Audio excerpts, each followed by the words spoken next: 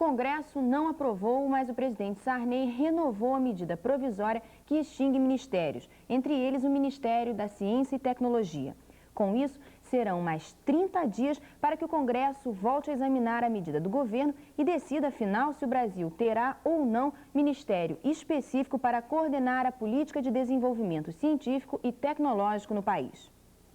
A retirada dos parlamentares do plenário para não dar número à votação da medida que acabava com os ministérios colocou um novo ânimo na luta da comunidade científica. Afinal, foi o fim do MCT que criou a polêmica toda dentro do Congresso. Houve quem defendesse também a volta do Ministério da Reforma Agrária, mas foi o Ministério da Ciência e Tecnologia que mobilizou o debate. Tanto que, ao reeditar a medida provisória, o próprio governo já assina com uma negociação que cria uma Secretaria de Ciência e Tecnologia. Mas a comunidade científica, embalada com a discussão, acha que ganhou mais 30 dias para brigar por um novo MCT, ainda mais forte que o anterior e capaz de ditar a política de desenvolvimento do próprio país.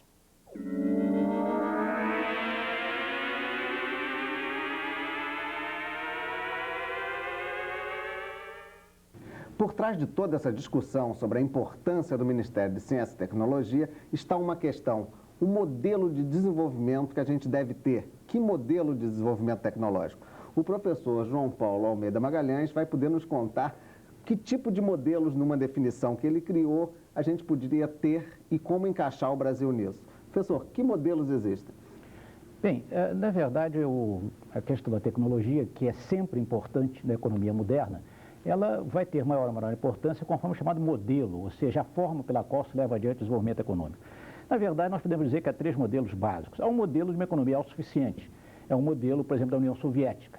Aí a tecnologia para esse modelo não tem importância. Quer dizer, a União Soviética não precisa de ter o carro do último tipo, não precisa de ter a geladeira mais eficiente. Simplesmente ela imita o que vem de fora. A União Soviética só precisa de tecnologia nova na parte que ela é competitiva, o armamento. Mas, portanto, esse modelo não precisa de tecnologia. O segundo modelo, que era o tradicional brasileiro, nós estamos exportando sapatos, estamos exportando tecidos, estamos exportando contraplacados de madeira. Nesse caso, também a tecnologia não é muito importante. É um pouco mais importante que o modelo anterior, mas não é muito importante. A grande importância da tecnologia é no modelo que hoje nós estamos entrando. Ou seja, o Brasil chegou a uma época em que ele precisa de exportar artigos de alta tecnologia e que, portanto, ele precisa se tornar competitivo em tecnologia, e aí, então, é que se torna importância coisas como o Ministério da Indústria e Tecnologia. O senhor, sem querer, disse Ministério de Indústria e Tecnologia em vez de Ciência e Tecnologia. Esse ato falho aí pode originar a segunda pergunta. Qual é a relação hoje entre pesquisa científica e desenvolvimento tecnológico com a questão industrial? Quer dizer, é fato que o Brasil pode se atrasar, pode ficar mal, inclusive, no mercado mundial? Essa pergunta é interessante por dois motivos. Em primeiro lugar, porque eu acho que algumas vezes se exagera no Brasil quando se diz que nós estamos num atraso tecnológico muito grande. Ou seja, se fala que o Brasil hoje, nesses últimos anos, ficou 20 anos atrasados tecnologicamente. A minha pergunta é o seguinte: por que não estava atrasado antes? Não estava porque antes estava investindo. Nós estávamos importando tecnologia com os investimentos novos. O Brasil está parado praticamente desde 1981, com investimentos pequenos. Em função disso, então, nós nos atrasamos tecnologicamente. Portanto, isso é o exagero, achar que a tecnologia é excepcionalmente importante para a indústria ou que houve alguma perda para a indústria brasileira em termos de tecnologia. Em sentido oposto, é extremamente importante se ligar indústria à tecnologia. No seguinte sentido, eu acho que um dos erros que vem se cometendo na pesquisa tecnológica no Brasil é que se faz uma pesquisa solta no espaço. Quer dizer, eu crio um determinado tipo de tecnologia nova e não tenho uma indústria já preparada, a empresa com a capacidade administrativa, com os recursos necessários para aproveitar essa tecnologia. Eu tenho a impressão que por causa disso, da minha grande preocupação com esse erro da política tecnológica brasileira, é que eu tive esse ato falho de ligar indústria à tecnologia, porque realmente a ligação é extremamente importante para a política ser eficiente. Mas nesse aspecto parece que há uma grande polêmica, tanto que quando se acabou, originalmente, com o Ministério de Ciência e Tecnologia incorporando a indústria, a grande discussão era essa: bem, nós teremos uma pesquisa voltada aos interesses das indústrias e não teremos autossuficiência, não teremos uma aplicação da pesquisa científica ou pesquisa de base mesmo para o interesse do povo, e sim para o interesse dos industriais. Esse risco existe dentro da definição de um modelo político de ciência e tecnologia no Brasil? Eu acho difícil realmente aparecer, digamos, esse confronto entre uma tecnologia voltada, digamos, para os industriais e para as empresas e uma tecnologia voltada para o povo. Há possibilidade, mas eu acho limitada. E vou dizer por quê. Porque se nós tivermos uma tecnologia, uma pesquisa tecnológica que permita a nossa indústria crescer, ser competitiva, se expandir interna e externamente, evidentemente isso vai gerar emprego, isso vai gerar mais renda, vai gerar aumento de salários. Agora, evidentemente, também existe um certo risco, porque há determinados setores que não são aqueles mais dinâmicos da economia, por exemplo, setores de consumo de bens gerais de consumo, bens de consumo corrente. Esse tipo de setor também tem que ter um apoio tecnológico, mas me parece que isso se resolve automaticamente. Eu tenho a impressão que o governo não vai centrar todo o seu esforço de pesquisa tecnológica apenas naquilo que vai interessar a um pequeno grupo de indústria, a um pequeno grupo de cidadãos que vão ficar mais ou menos ricos. Portanto, eu tenho a impressão que esse tipo de risco não existe, se bem que haja alguns que se preocupam com ele. O senhor mesmo colocou que a questão do desenvolvimento tecnológico estava bastante associada aos investimentos, ou seja, nós importávamos equipamentos junto com a tecnologia deles, ou seja, ficávamos sempre a reboque do que se produzia em termos de inventividade lá fora. Seria possível, com um estímulo à ciência brasileira, nós passarmos a ter, digamos assim, uma ciência brasileira ou uma tecnologia brasileira e isso ser competitivo, tanto para o mercado internacional como para melhorar o padrão de vida brasileiro? Bem, essa questão da tecnologia nacional, eu acho que é talvez o problema mais importante no momento atual. É aquilo que está se discutindo. O Brasil precisa ou não precisa de uma tecnologia própria? Eu distinguiria isso dependendo do modelo que nós vamos adotar.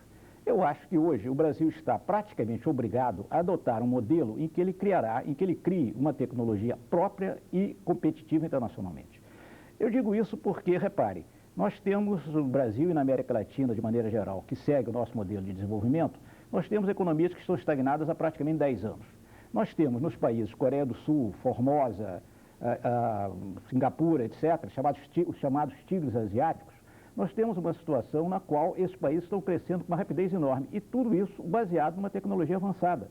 Ou seja, a Coreia do Sul, diferentemente, se nós confrontarmos com o Brasil, vamos ver que a superioridade da Coreia nesse aspecto é muito maior, nós vamos verificar que a Coreia do Sul exporta grande quantidade de automóvel, que é a maior exportação, deve ser a maior exportação esse ano, exporta produtos da indústria química refinada, exporta produtos de eletroeletrônicos em grande quantidade. Consequentemente, ela faz isso e só pode fazer isso porque ela desenvolveu nesses setores uma tecnologia própria e, o que é importante também, baseada em empresas nacionais com marcas nacionais. Eu tenho a impressão que o Brasil, para se recuperar a prazo médio dessa recessão em que nós estamos, nós temos que adotar um modelo que imite um pouco o modelo desses países. Quer dizer, nós temos que desenvolver na exportação setores de ponta, setores de alta tecnologia. Não é possível continuar exportando só sapatos contraplacados de madeira, ou mesmo papel, celulose, etc. Mas nós temos que exportar automóveis em grande quantidade, já exportamos um pouco, podemos exportar muito mais, artigos eletroeletrônicos, artigos de química fina, etc. E para isso, a tecnologia é fundamental. E, evidentemente,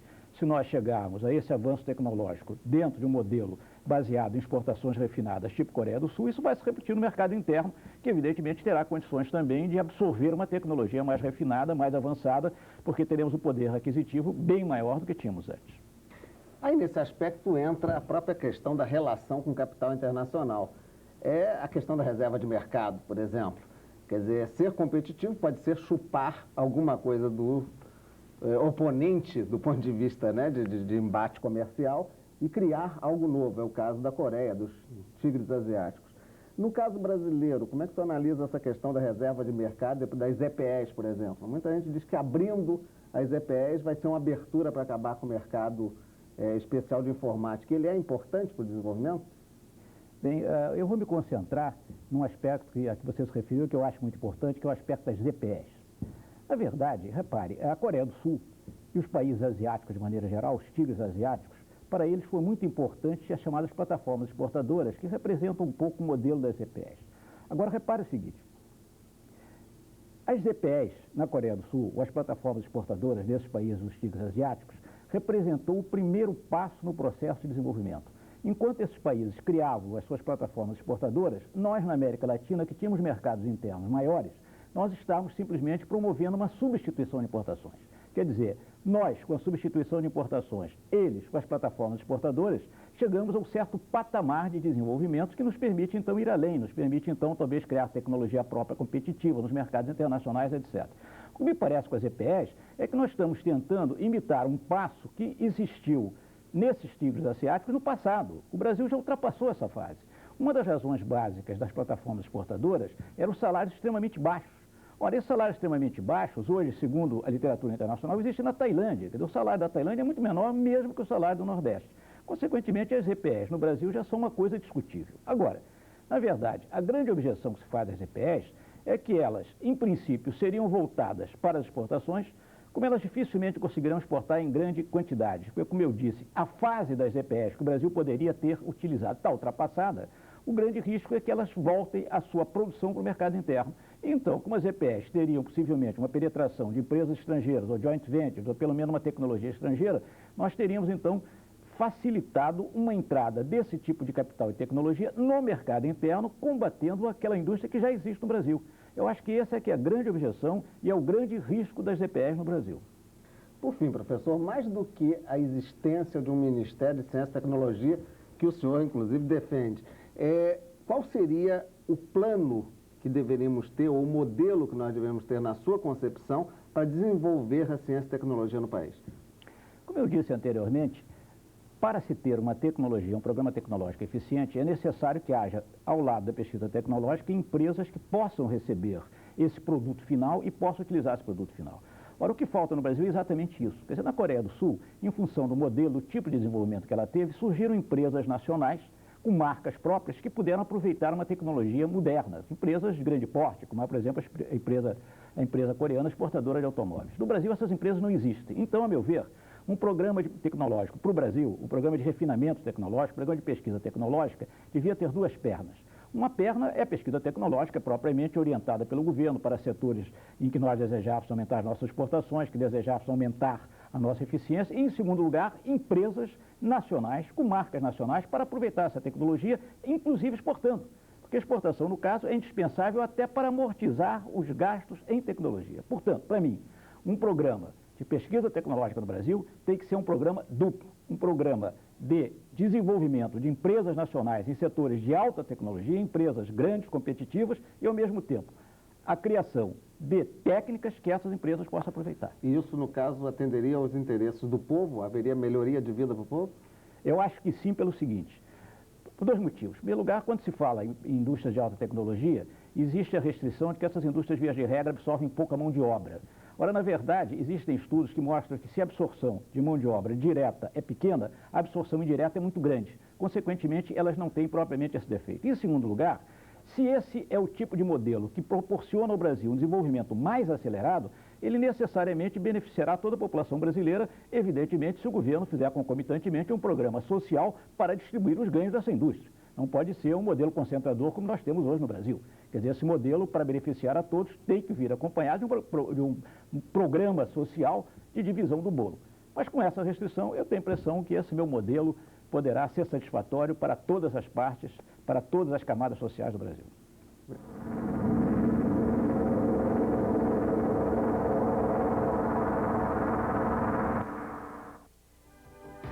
This steer is being injected with its own blood that has been processed to make its red blood cells into a natural, slow-release medicine.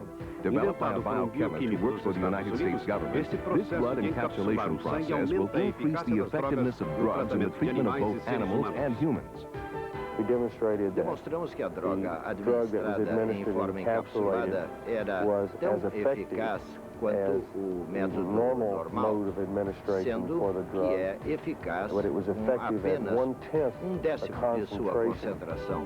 Encapsulating drugs within the blood starts when whole blood is drawn from the animal. The red cells are then separated from the blood's other biochemical parts. The red cell's salt concentration is reduced, causing it to swell until tiny pores open in the cell's membranes. The opening of the pores allow the cells to absorb a given drug. The salt concentration is restored, causing the cells now containing the drug to shrink back to normal size. The blood is reconstituted and injected into the animal. As the blood circulates, the medication is slowly released. Biochemist Deloche has successfully tested the process with farm animals. He feels certain his research will also benefit humans. We Cremos que na quimioterapia do câncer existem certas drogas tóxicas que podemos aplicar na circulação em períodos mais prolongados e com doses menores do que as usadas nos métodos normais de administração da droga. Lower dosage is only one benefit. Longer effectiveness and even targeting drugs to specific organs of the body are other possibilities biochemist John Deloche foresees when red blood cells are used as natural, time-released medicine capsules.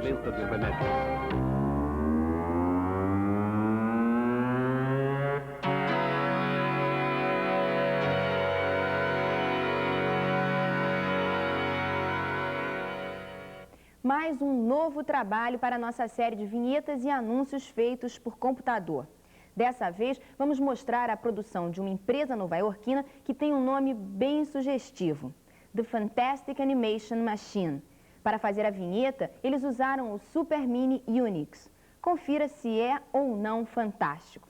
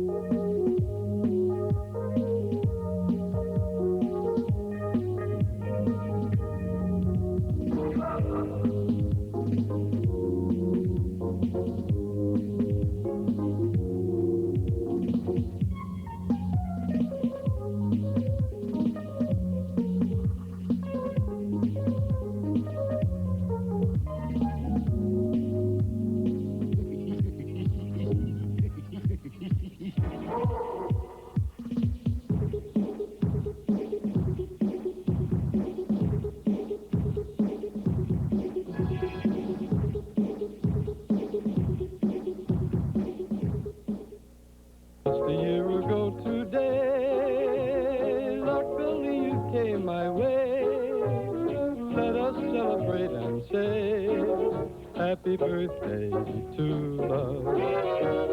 May I keep your heart, my dear, as a precious souvenir of a most delightful year. Happy birthday to love.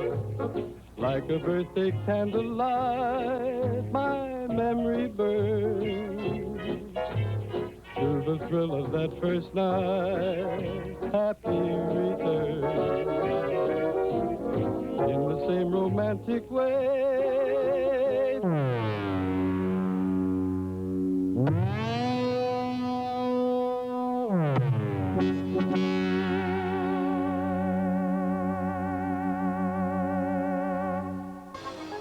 A Fundação Oswaldo Cruz, no Rio de Janeiro, comprou um aparelho para citometria de fluxo, o EPIC 751, fabricado pela Coulter Corporation. Único na América Latina, o equipamento veio de Miami e custou cerca de $260 mil. O EPIC 751 tem a capacidade de analisar células e fazer avaliações precisas e rápidas. A operação de compra foi feita com recursos da Fundação e do Ministério da Previdência e Assistência Social. A montagem do EPIC 751 mudou a fisionomia de um dos laboratórios da Fundação Oswaldo Cruz. O sistema engloba um computador, um raio laser, um sistema de memória e uma impressora. Dr. Sérgio, por que o nome de citometria de fluxo? Basicamente é um equipamento em que ele é capaz de medir células que passam num fluxo muito fino, em que cada célula passa uma após a outra. Então, nessa citometria de fluxo, é possível que se façam mensurações muito importantes e simultâneas de vários parâmetros de cada uma dessas células que estariam passando ali. Então, como é que funciona? Basicamente, funciona em que as células passam uma seguida a outra a partir de um frasco de cultura em que existam células ou micro-organismos, ou do sangue de pacientes, em que as células também do sangue desses indivíduos podem ser também analisadas. E, basicamente, então, esse fluxo de células é atingido pelo raio laser nesse equipamento, e esse raio laser, quando atinge cada uma das células que estão passando sucessivamente no fluxo, mandam uma série de informações a esse computador. E essa série de informações variam desde o tamanho da célula, desde a granulação dessas células, e também as células, cada uma delas, ou tipos de células diferentes existentes que estariam passando ali, poderiam também ser marcadas através de determinados, dos chamados anticorpos. E esses anticorpos específicos para cada uma tipo de célula que esteja passando ali, esses anticorpos marcados com determinadas substâncias fluorescentes, é possível então separar-se células que imitam uma fluorescência azul de células que imitam uma fluorescência vermelha, de acordo com o anticorpo com que essas células estariam sendo marcadas.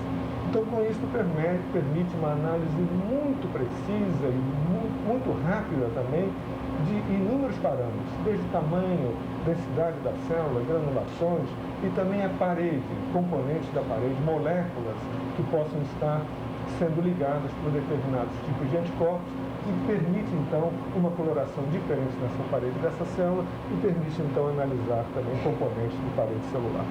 Cada célula da amostra de sangue submetida ao EPIC 571 é representada por um ponto na tela do computador. As células estão distribuídas em relação ao tamanho e à granulação.